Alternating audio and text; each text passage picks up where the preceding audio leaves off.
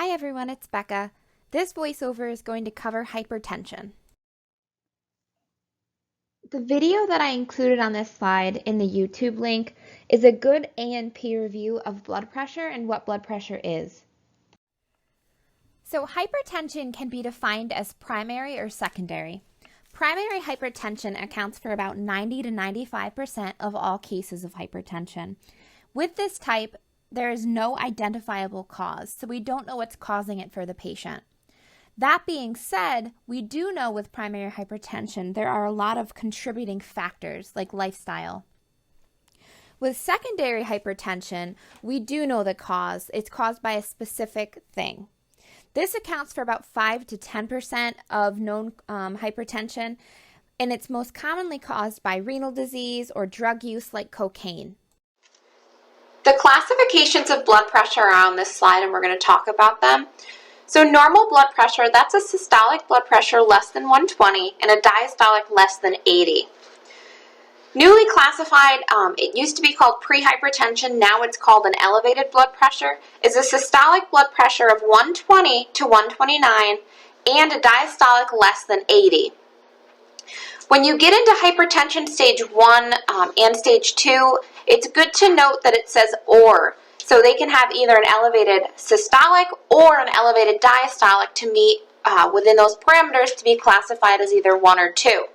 So hypertension stage 1 is a blood pressure of 130 to 139 or a diastolic of 80 to 89.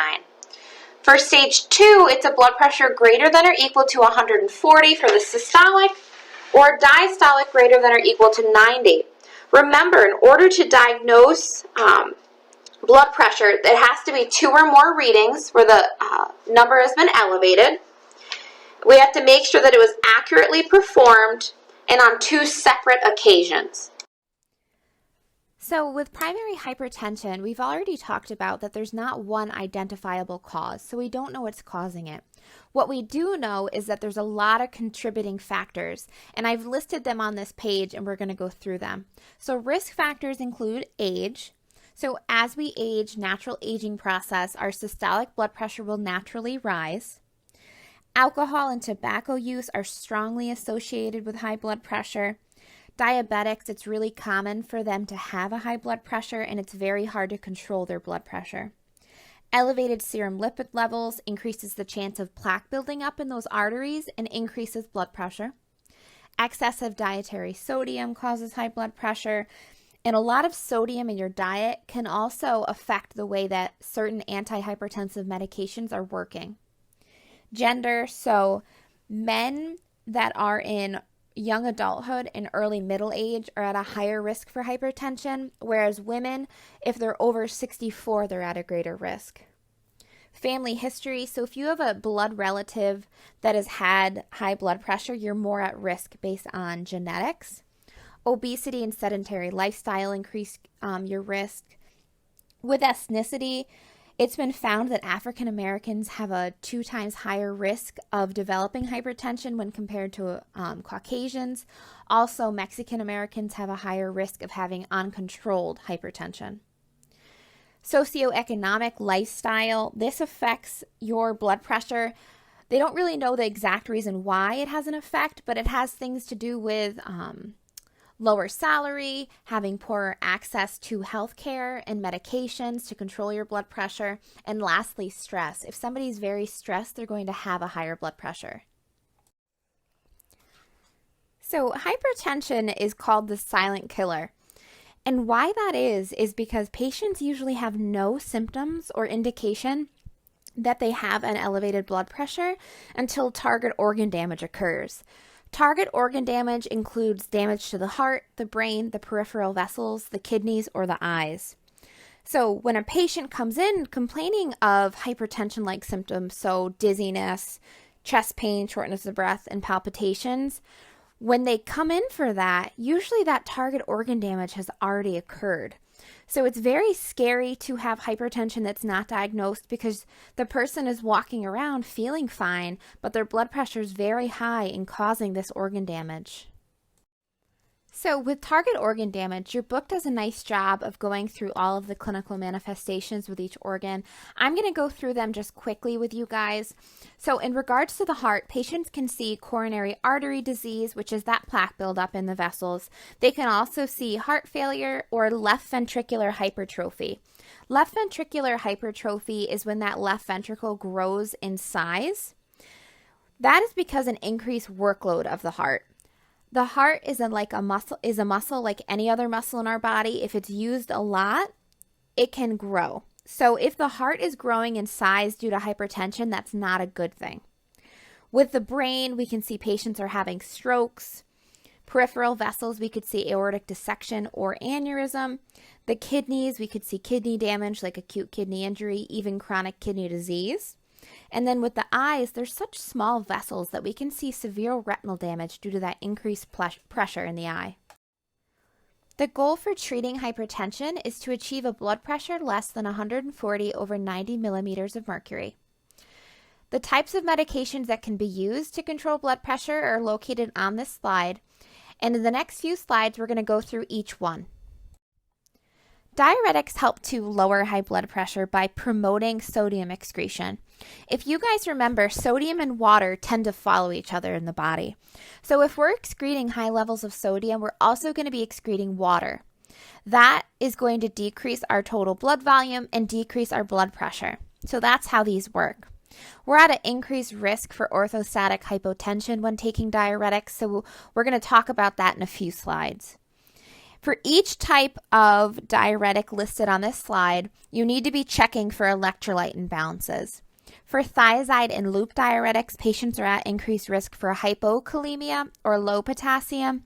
And for potassium sparing and aldosterone receptor blockers, they're at risk for hyperkalemia.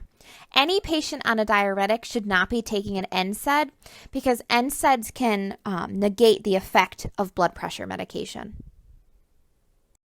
So adrenergic SNS inhibitors act by decreasing the sympathetic nervous system effects that increase blood pressure.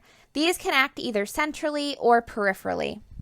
There are two main types that we're going to talk about, beta blockers and then mixed alpha and beta blockers. So with both types of adrenergic SNS inhibitors, we need to make sure that the patient understands they need to monitor their pulse and their blood pressure. In regards to angiotensin inhibitors, there are two different types and they act a little differently than each other. So ACE inhibitors act by preventing the conversion of angiotensin 1 to angiotensin 2. With ACE inhibitors, it's important to understand that patients should not be on aspirin or NSAIDs because they interfere with the therapy. ACE inhibitors have an increased risk of causing hyperkalemia, so we want to make sure that patients are never on an ACE inhibitor and a potassium-sparing diuretic because that increases the risk of having that hyperkalemia. The number one side effect that you'll see with ACE inhibitors is a dry hacking cough, which we'll talk more about in lecture.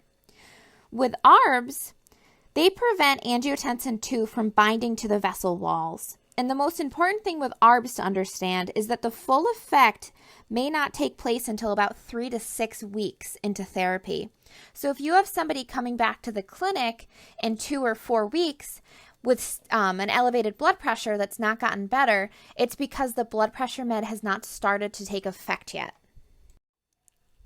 With calcium channel blockers, they work by increasing sodium excretion, which causes vasodilation, by preventing the movement of extracellular calcium into cells. So that's where calcium channel blockers comes from. The one that we'll talk about is diltiazem. With diltiazem, you need to make sure you're using caution when you're using it with heart failure patients. And also, patients need to understand that they can't be consuming grapefruit juice. With this medication, grapefruit juice will increase the risk of toxicity. One of the main side effects of blood pressure meds, especially diuretics, is orthostatic hypotension. And patients will experience symptoms like dizziness, lightheadedness, or feeling faint when they're trying to assume the upright position after sitting or lying down. So it's important to instruct patients that they need to be getting up slowly. Go from a lying position to a sitting position, stay seated until the symptoms go away, and then stand. They should not be standing if they still have the dizziness, lightheadedness, and feeling faint, because we don't want them to fall. We recommend that they do leg exercises if they're standing or laying down for a long period of time. That just increases that venous return and helps to prevent the symptoms from occurring. Patients can sleep with the head of the bed raised. And if they ever do feel dizzy, they need to understand that they should sit or lie down quickly to prevent injury from falling. There are two forms of hypertensive crisis: hypertensive urgency and hypertensive emergency. With hypertensive emergency, the symptoms develop quickly over hours to days, and the blood pressure is severely elevated. So we're going to see numbers like 220 over 140. With hypertensive emergency, we're going to see that clinical evidence that target organ damage has already occurred. That is what makes this the most severe type of hypertensive crisis. So this is an emergent situation. Hypertensive urgency, on the other hand, develops slowly over days to weeks, and the blood pressure is still elevated severely, so it's going to be over 180 over 110, but there's no evidence of target organ damage with hypertensive emergency. With hypertensive crisis, one of the most severe clinical manifestations is hypertensive encephalopathy. This occurs because there's that sudden rise in blood pressure, which causes brain damage.